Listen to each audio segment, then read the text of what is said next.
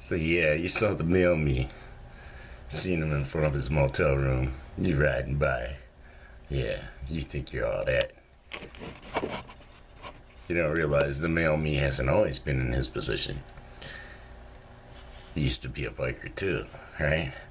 Gonna be a biker again one day if he stays alive. What do you do when the male me nods at you?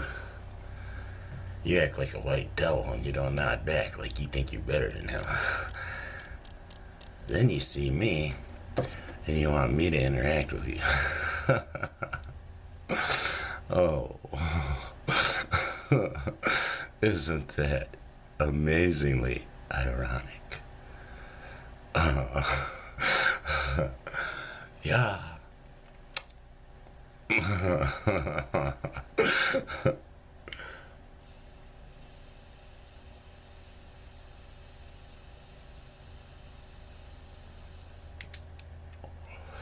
a little bit chilly in here this morning. That's why get this in. Sour diesel's good. Sour diesel leave.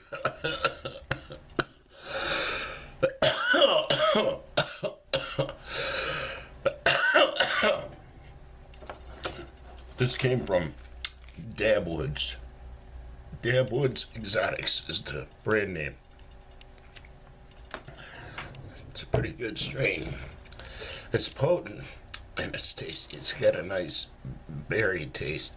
It doesn't taste like sour diesel weed at all, really, in my opinion.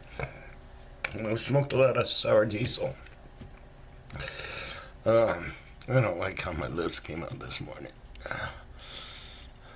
Sometimes you can be an artiste and sometimes you just don't like the color, so you don't give a fuck.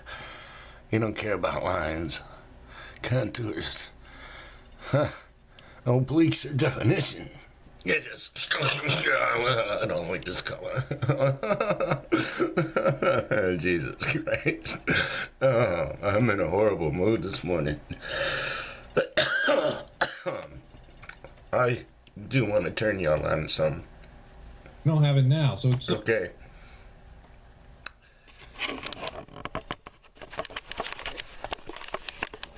Can y'all see that?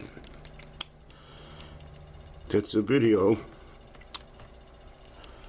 of minions to evil, Satan, aka the ancient AI.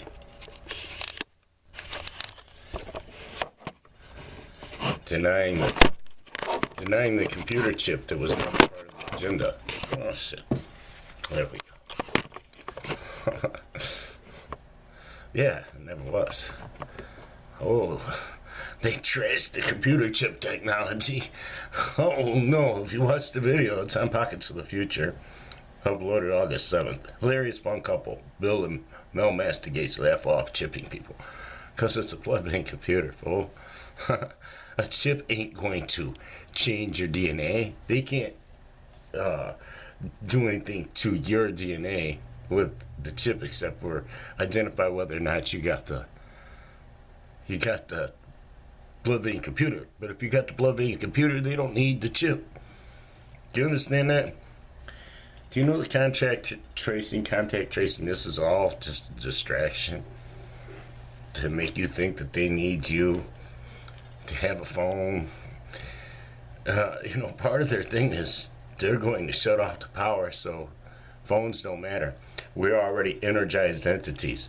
For those of you males who have to pluck hairs out of your cheeks, right? You're plucking hairs out of your cheeks so that you don't have to shave your cheek right up to your eye, because if you shave it, then it's going to keep growing further and further up, and eventually you're shaving your eyelids, It's like you can't live like that. So you have to take times with tweezers and reclaim your cheeks from the hairs, right? Those of you who have this problem, if you'll take some of those hairs and put them under a microscope, even a cheap microscope that you can get at a garage sale, you'll see that those ain't hairs. Those are little, metallic fibers, okay? And sometimes they can get ingrown. Well, they'll create a lump under your skin. And when you dig them out, it's almost like a lump of hair, like a hairball, right? But it's like a Brillo pad was under your skin, a tiny little Brillo pad. And, you know, or a piece of Brillo pad, SOS pad, you know, you dig it out. It's like, and it's not always on your face. Like, you know, I've had them in places on my body. One was in my arm, man. And it's like, you know, you dig it out and it's like you're digging out all this fibrous material. It wasn't in you when you were born. It wasn't in you all your life. It wasn't in you until these freaks got into power. Okay? Do you know we're walking antennas, man? We've been breathing the air, the metallic air. It's been made metallic, the air. And the thing that's coming is it's a bunch of nanobots and pieces. See, you're going to, if you watch this video, you'll see it does make a good point. When they do, because, well, they got people where they'll do whatever they want them to do. They'll just tell you to do it, and you'll do it. So they'll tell you to go to get this, right? If it was a chip, then they would have to initiate it. But if it's a bunch of nanobots in a serum, you see, they can't see them. They're called nanobots for a reason. They're tiny. You have to see them with a microscope. So the people that are injecting them into you, they're not going to know that they're injecting you with the stuff, with technology. They're not going to understand that. So sometimes you wonder when you hear the stories of those who later said, oh, we were just following orders. You wonder, were they oblivious to some of the stuff that was happening? You know what I'm saying? Did they know how bad it was? You see? I started drinking my Coke from breakfast. I gave all my breakfast food, what was left of it, and the chicken I plan to eat to a roommate. Kid from Kentucky's going back. Can't drive though, so he couldn't take us into town in my van to, you know, to the store. And he's got a girlfriend or a girl with him, a sister, who's got some kind of injury or something. She can't drive, can't walk, can't make it down to the store. And she has blood sugar issues and shit. And then he's got his mom who can't walk, who's got a cane, and his grandma or aunt or somebody who's blind in the room too. So there's 4 people in this room, no food. And, well, you know, the male me interacted with him. I took him down a few items.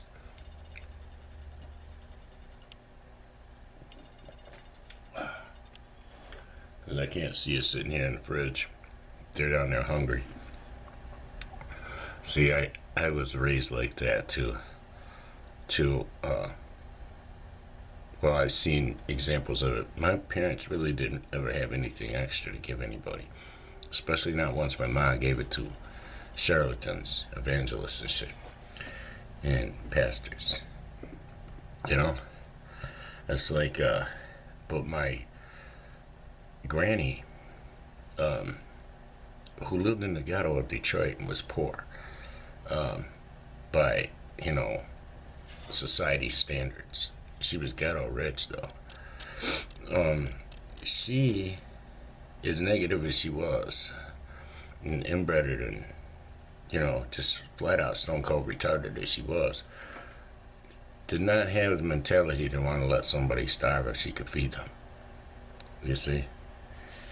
So it's like those who, like, they're part of, like, she can interact with them or with somebody who interacts with them.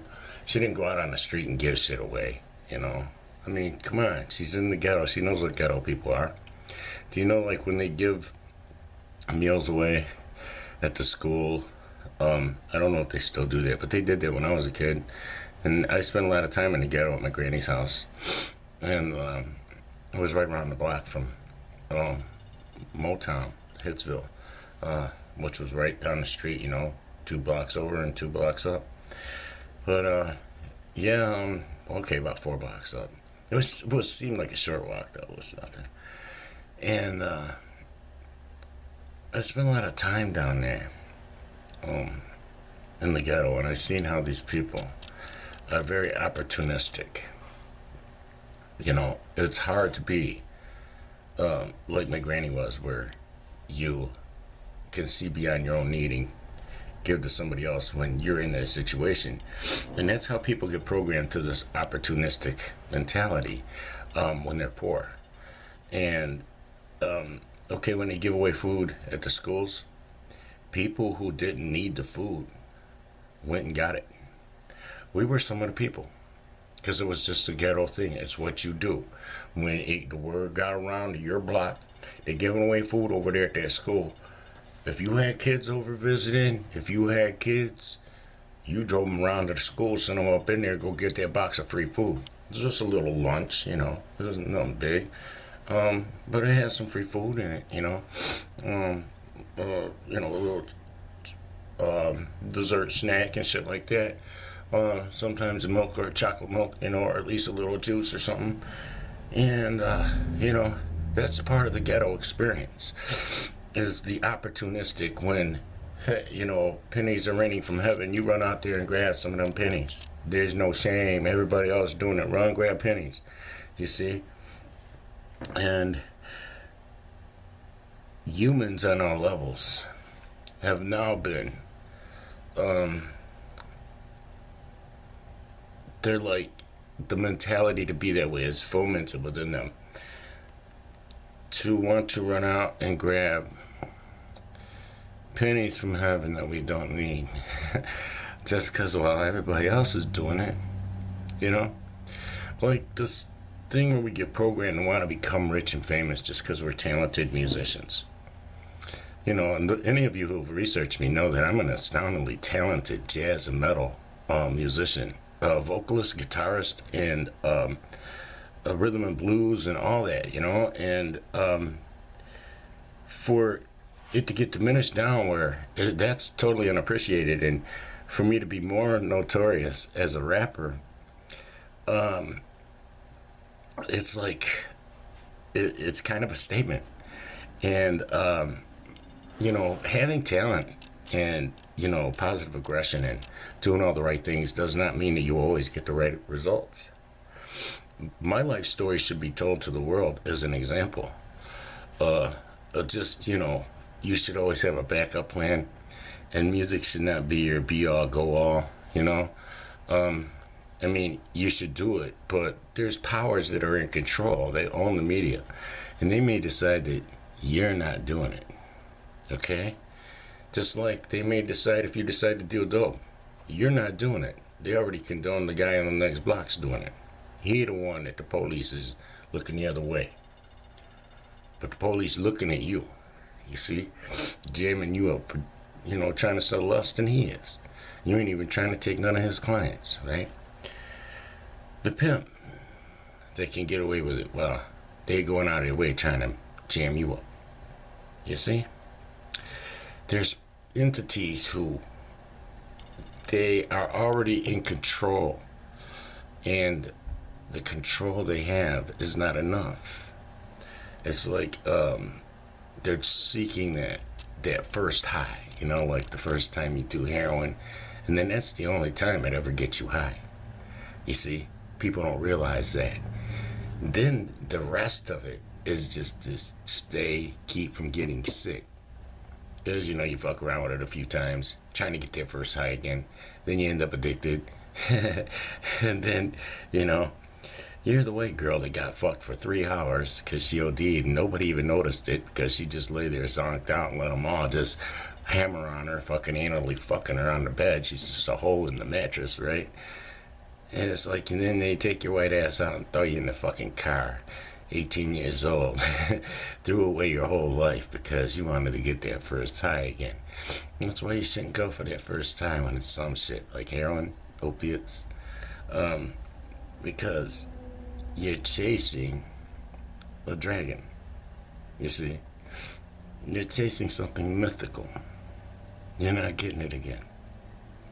You do a whole lot better to just put sex and crack together and work those two options. Because it's like, for real, all it does is lay you down. And you can lay down when you're dead, yo. You see? At least some crack had you up. You're trying to get another rock. You're suck happy. You're ready to fucking suck. What you gonna do on some heroin? You get zonked out of your mind, and a whole bunch of motherfuckers are taking pass in between your butt cheeks. Just, you're just bouncing around, fucking. They just hammering. They getting hair. They filming it, man. And they big dicks flying into your white butt, shooting big as my motherfucking arm, and getting hair coming up out of it and whoosh, back down into it, right? And we posting that shit on 4chan. You see? There's entities that are entertained by this. The desecration of the flesh of a fuck slave, a dope slave. I mean, if she's doing it because while she's doing it, she's awake, that's different. She's enjoying it. But a bitch who she just traded, you can do this to me all night long, all your homies, everybody in the neighborhood, anybody, just dope me up and lay me down on that bed. Huh? Yeah. Oh God, what has the world become?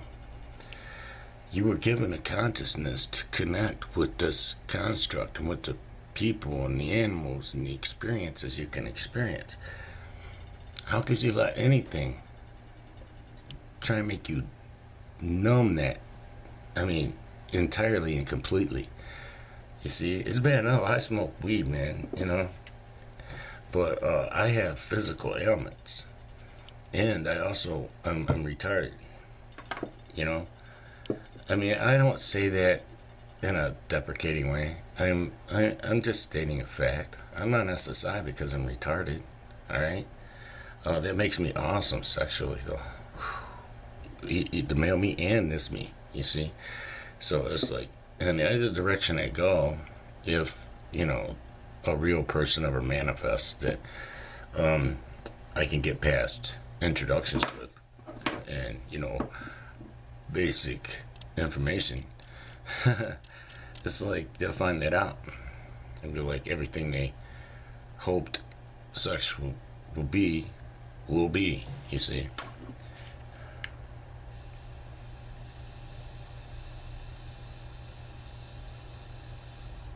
So I'm even greater gifted at that than I am at music. And you'll probably never get exposed to any of my real music because the powers that be have dictated that those in the mainstream can't compete with my muse. They don't want it out there. They don't want you to see what they squashed down for so many years. Now I'm like the evil little secret that must be kept, you see, because everybody famous participated in it. They were all part of my life, rape, and molestation, much like the adults. They were all participant via omission of the molestation of my flesh. There's no difference between those who are in power now and those who were in power of me as a child. There's no difference. It's just a different level of ghetto. I mean, I couldn't see somebody suffer what I have suffered and still have the talent and, everything to offer the world, even at his old age, and not try to fucking goddamn do something to fix that, to rectify it. I mean, you see me, I'll take the food I was going to eat and give it to people. It's like I'm in the wrong world, okay? Because, how am I going to find people like me when God didn't create anymore? For real, it's like I'm the last of the Mohicans up in this motherfucker, man. And, all I get for all of the beauty that I display and exhibit is meanness instead of, hey, wow, I want to participate with you. I want to help you out in doing that, It's like, what happened to that? How did these fools program everybody to think like them?